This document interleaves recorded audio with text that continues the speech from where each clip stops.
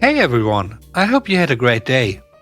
Today we are looking at some new I do work here lady stories.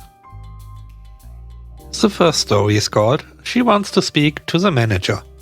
While in college, I worked as the escalated transfer supervisor at a call center for a large Canadian pizza chain. One New Year's Eve, it was so busy in the call center that the customer service department started taking orders to ease the traffic, myself included. Suddenly, I get connected with a Karen. Before I even have a chance to speak, she is already irate and rude. Why was I on hold for 30 minutes? I apologize for the wait, but it's New Year's Eve and everyone in the country is ordering pizza. That is unacceptable. I demand to speak to a customer service agent. I can transfer you if you'd like, but I am in the customer service department and can talk to you about your complaint. Like heck you are. Transfer me to customer service immediately. Okay, but due to the busy day, you may be on hold for a while. I said now. So I added her to my customer service queue, which was 20 calls deep. After 30 minutes, she is up. Hi, you've reached customer service. How may I help you? Karen starts yelling.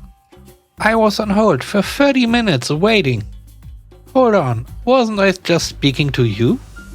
Yes, ma'am. This is outrageous. I insist on speaking to the manager. Absolutely, please hold. And I add her to my queue once again. Now keep in mind that the escalated transfer supervisor, which is me, is the final stage of customer service and I hold all the power. I continue to take orders for another 25 minutes or so and then pick up Karen's call.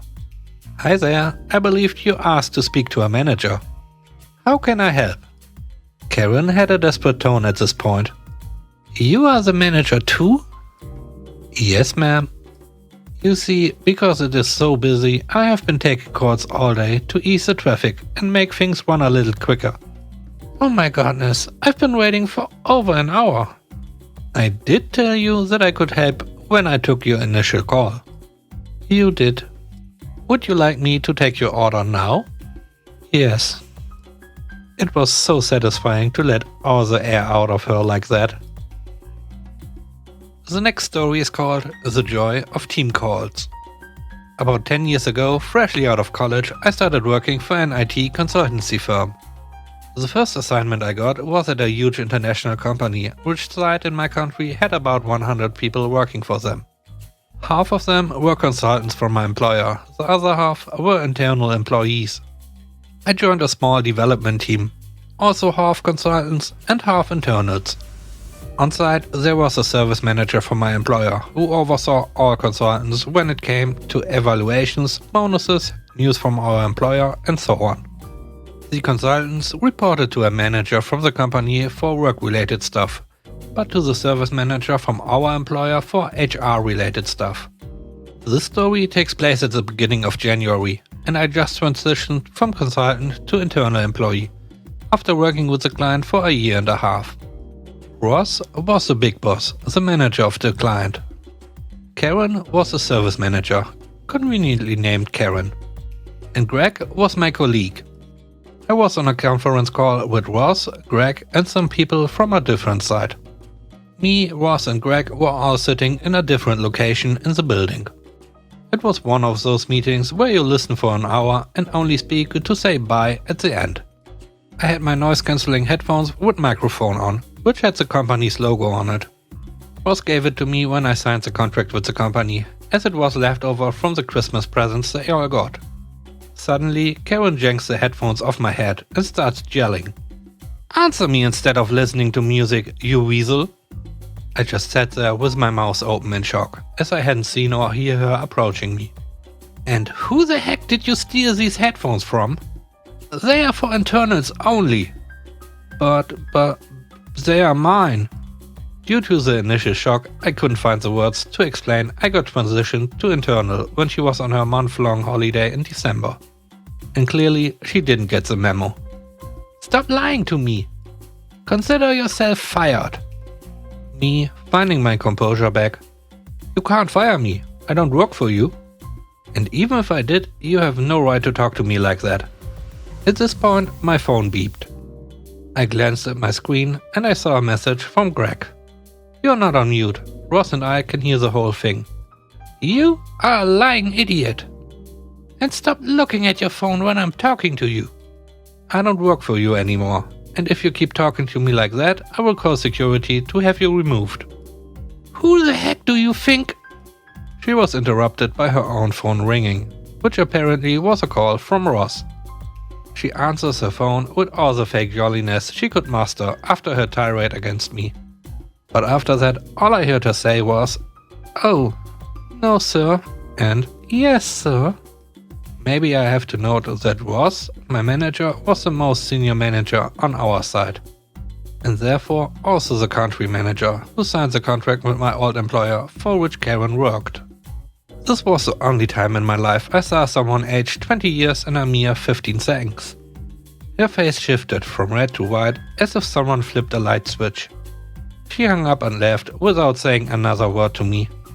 Later, I found out people had complained about her behavior before. But now she was caught red-handed and my manager made sure her services were not needed anymore. She also got fired from my old employer as the company was their biggest contract and they couldn't afford to lose it due to Karen's actions. In some way, I have to thank her though, as I haven't had any problems with shutting down someone who is being abusive since that event. Which is your favorite story of today's video? Let me know in the comment section below. I love the story about the Karen that gets fired because she is caught mistreating an employee. I wish that this happens more often, so that this type of person learn not to treat others like this. What do you think? Also, please don't forget to hit the like button, it really helps the channel. The last story is called Karen Thinks She Can Get It for Free. A few years ago I started serving at a family-owned restaurant in my town.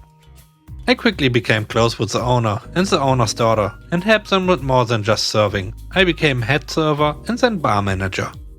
Since it was a smaller restaurant, I kept serving because I made way more money that way. We had a special every day for wine. We had shelves filled with wine bottles. Each shelf was either 15, 25 or 50% off. One day, a lady comes in with her friends and immediately starts causing problems. I ended up taking over for the server who got them right after they ordered their drinks because they were so rude to her and it was her first full day of serving by herself. The lady ends up ordering one of the 25% off bottles, which ended up being around $7 more than you could buy it in a liquor store. How do I know this? At the end of the meal, I can hear her talking to her friends about how she is going to get the bottle of wine for free. She knew I was right there and could probably hear her, but I was just a server and probably dumb. I also overheard this at an earlier time. At this point, I'm so ready to tell her no that I actually wander by a few times so she can try it. Sure enough, she snaps at me, and I mean literally snaps her fingers, and calls me over.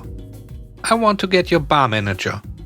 I looked online and found this bottle of Mellow far cheaper. I'm not paying this ridiculous overcharge, and I also want to talk to them about the service here today too. Now, not to toot my own horn, but I was a good server. There weren't many people in the restaurant at the time, so I know I didn't neglect them. I substituted food for them and didn't charge them any upcharges.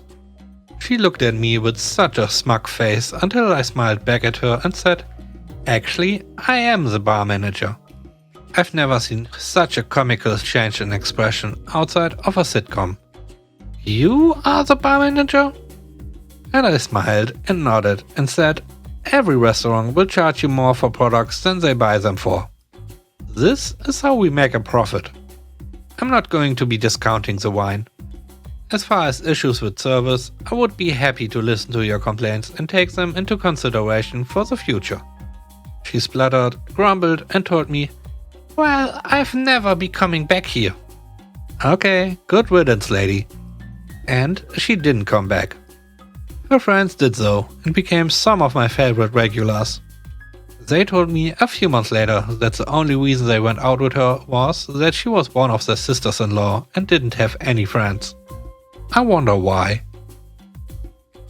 Thanks for watching the video. I hope you enjoyed it. If you did, please leave a like. And if you want to see more videos, don't forget to subscribe. Have a great day and stay safe. Bye bye.